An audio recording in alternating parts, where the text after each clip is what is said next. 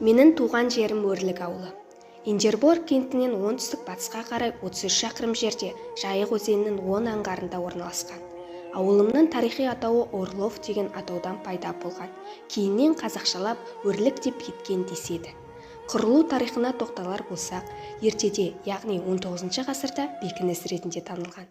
Астрахан губерниясының картасында алғаш рет Орлов форпостысы ретінде белгіленсе, тарихи құжаттарда Орлов атауымен 1807 жылдан бастап кездеседі. Соның бірінде 1807 жылдың шілдесінде Жантөре хан мен Орман, Бөкей сұлтандар Зеленов, Орлов бекіністерінің аралығында 2 рет кеңес өткізгендігі жазылған. Аталған деректер бекіністің 18 ғасырдың соңы мен 19 ғасырдың басында салынғандығынан хабар береді. Бекініс атауының қалай шыққан жөнінде дерек жоқ. Қазақтар Жайық бойында тұрғызылған бекіністерді жаңа қала деп аталған. Соның біріне Орлов та жатады. Дамудың негізгі кезеңдеріне тоқталсақ, ауылым 1929-97 жылдың аралығында Қаракөл қойын өсіретін Передовик кеңшарының орталығы болған. Кеңшар негізінде Өрлікте бірнеше шаруа қожалықтары жұмыс істеді.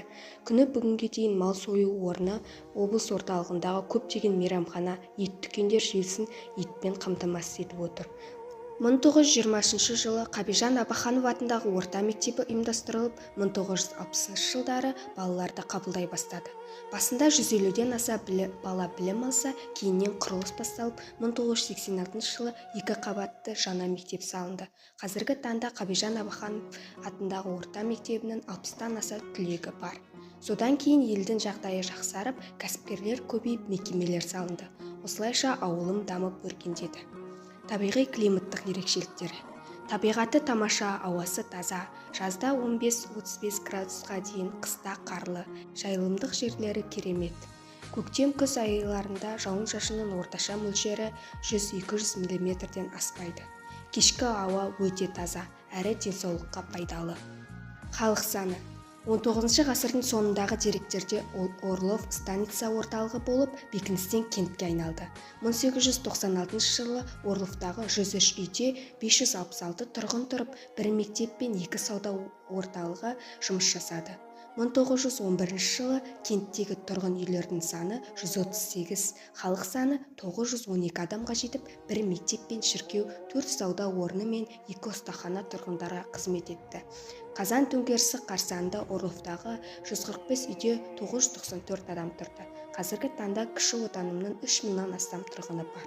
Ауылымда наубайхана, мәдениет үйі, мешіт, кітапхана, спорт кешені, балабақша, мектеп, емтихана, тойхана, сұлулық салоны, бірнеше сауда орындары тұрғындарымыздың игілігі үшін қызмет көрсетуде. Мысалы, 120 шаршы метрлік наубайхана 2021 жылдың қараша айында ашылып, 5 адамды тұрақты жұмыспен қамтып отыр. Тәулігіне 108 нан мен кондитерлік өнімдер дайындайды. Мәдениет үйі ауылымыздың көркеюіне үлкен үлес қосты. Онда би, домбыра, вокал, қолөнер үйірмелері 2021 жылдың қазан айынан бастап ауыл жасөспірімдерін өнерге баулып келеді. Түрлі мерекелік шаралар, жазғы кинотеатр өткізіліп тұрады. Спорт кешені өз жұмысын 2021 жылдың мамыр айында бастады. Заманауи стандартқа салынған 2 қабатты нысан барлық қажетті құралдармен жабдықталып, спорттың бірнеше түрімен айналысуға толық жағдай жасалған. Аумағы 896 шаршы метр болатын ғимаратта бір мезгілде 300 бала 5 спорт түрінен жаттыға алады. Атап өтсек, дзюдо, қазақша күрес, баскетбол, волейбол, жеңіл атлетика. Бұдан бөлек кешен жанында футбол алаңы да орналасқан.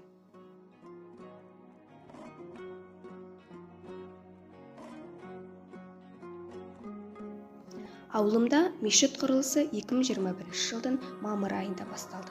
150 адамдық мешітте заман талабына сай намаз залдары, Құран оқу залы, дәрісхана, қызметкерлер бөлмесі және мешіт жанынан имам үйі салынады деп жоспарлануда. Ерекше атап өтерлігі, мектебіміздің 2001 жылғы түлектері мешіт құрылысы үшін 1 миллион теңге табыстады. Сонымен қатар құрылысқа ауыл азаматтары да үлес қосуда. Туған жерінің өркендеуінің тағы бір көрінісі тас жолдың төселуі, әрбір үйдің ауыз сумен қамтамасыз етілуі. Сонымен қатар балаларға арналған ойын-сауық алаңының да құрылысы басталды.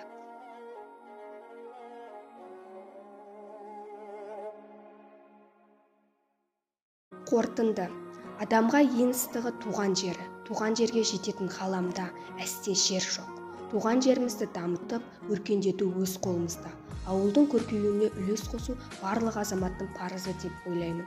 Менің ауылым да болашақта ең озық ауылдардың қатарына қосылатынына нық сенімдімін. Бүгінгі күн ертеңгі тарих. Олай болса біз жастар ауылымыздың өркендеп даму тарихының жаңа парағын жасауға үлес қосамыз. Ақтарып тарихтың сан қойнауларын, аралап батыр өткен жол бойларын, біліп жүрген танытып ізденісті, тарихта баға жетпес қойнау барын деп өз шығармашылық жұмысымды аяқтаймын.